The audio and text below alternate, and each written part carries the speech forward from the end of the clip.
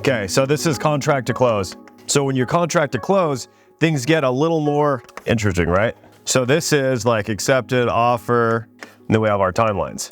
So who's involved when there's a pending sale?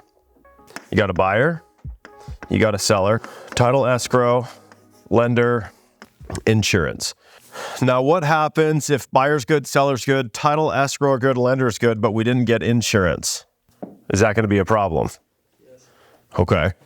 What if we got insurance, buyer's good to go, lender's good to go, title and escrow are good to go, but the seller's not good to go? My Captain Obvious statement is all of these components need to get touched on a weekly basis because there are many moving parts. And our job is the quarterback, right? Think of a football field. You've got a defense and an offense, right? And on the offense, you have a line, and you got running backs, wide receivers, tight ends. But the quarterback determines how the play goes, right? He reads the defense, determines what play to do, and then ultimately keeps his head up and is watching the field to see if anything changed to maybe an audible last minute and or decide to run, throw, or ditch the ball. So the real estate agent is the quarterback. Are there any good short quarterbacks? They can't see the field, right? But you need to be tall to be a quarterback so you can see the plays develop, right? It's a little bit different point of view than a lineman who's down and just has one job is to stop the 2 or 3 guys in front of him from getting past him. So we need to look at the field every Tuesday. Is the buyer good, right? That could be simple as calling the buyer's agent. Hey man, how's your buyer feeling?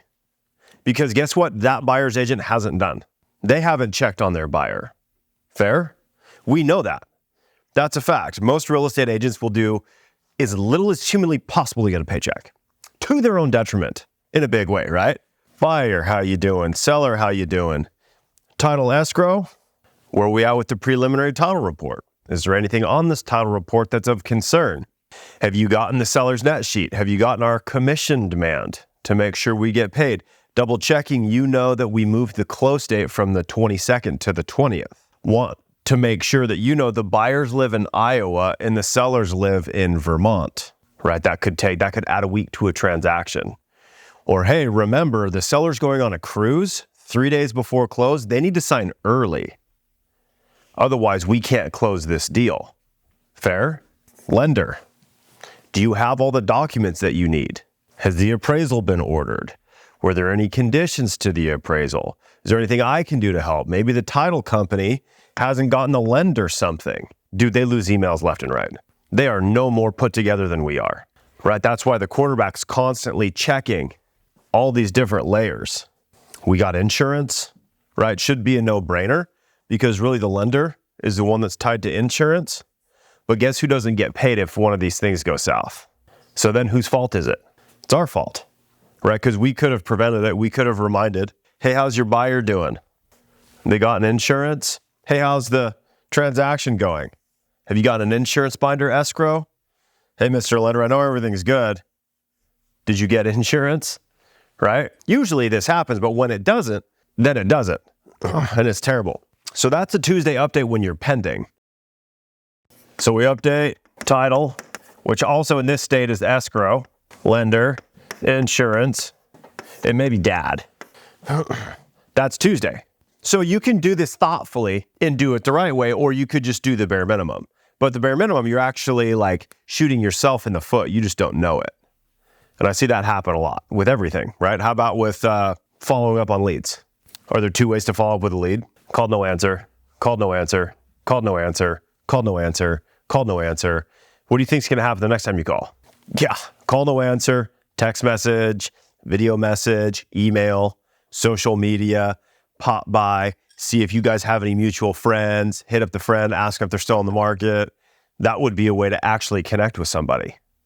But what do?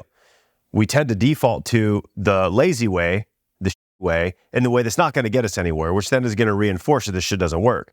Because if you don't do your Tuesday updates well, you won't have great Tuesday updates. And then you'll have tough transactions, and it's everyone else's fault, but yet we weren't doing it right. And so now we're convinced that this thing doesn't work, but actually what didn't work was us. And so then we either perpetuate a cycle of this doesn't work, Adam makes me do it, but it doesn't work, so it's a waste of time, so I'm doing it poorly. Or wow, this does work, it's hard to do, but it seems like my transactions are a lot easier than the other people in the office's transactions, right? Because it's just not that simple anymore. Now, when you have a good insurance agent like I have, it is that simple. Whenever someone's having problems, I say, hey, call Rob Swallow. And then magically they get insurance, right? But then if you're working with the wrong guy, the insurance agent just says, can't get insurance, and stops there. Versus the one that says, okay, this guy won't do it, or this carrier won't do it, but I know there's more than one insurance company in the world, so let's go call around. Maybe let's call a guy who's done this longer than me, or done more of these than me, and see what he or she would do to approach the situation, right? So to one person, getting insurance is easy because they have good people, and one person, getting insurance is always a problem, right? Because we know that there's some companies that physically check the house. If there's moss on the roof, they won't insure it. If there's trees overhanging, they won't insure it. There's bushes too close to the building, they won't insure it. And there's other ones that say, your house ain't gonna burn down. The odds of that happening are nil. We're not spending an entire year's premium to inspect the house. We'll just roll the dice. And so then the house that's got the sketchy roof gets insurance for cheaper than the State Farm guy. And that's real. So there's a good way and a bad way to do everything.